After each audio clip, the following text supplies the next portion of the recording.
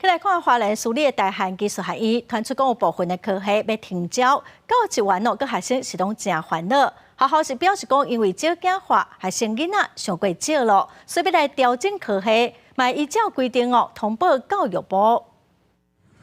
这是花莲新城乡北部村的大汉学院，创校已经46年，培育真侪人才。今嘛所传出招生的人无够，部分科系要停招。今嘛当咧休热，真侪学生也唔知影，因若有的是真烦恼，家己未来敢有法度毕业，或者是爱转校。如果是又要叫我去别的地方读，那我肯定是担心啊。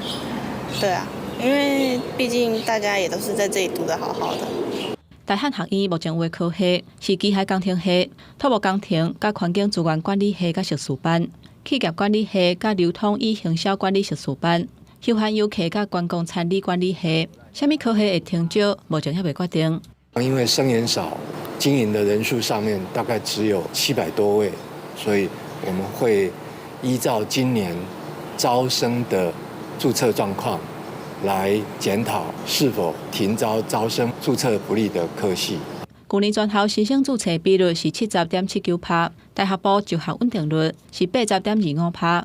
学校董事甲管理阶层还阁伫研究免怎调整，目前还未向教育部申请。是学校内部的讨论，还没有正式公文来，因为看来校内的程序都还没启动啊。你要停招什么？你要增设什么系所？我们本来就是尊重学校，但是你校内的程序一定要完备。学校强调讲，调整科系是为着要长久来经营。校友会是感觉真唔甘，嘛主动斗招生。真烦恼花莲的大专院校可能会阁减一间。记者综合报道。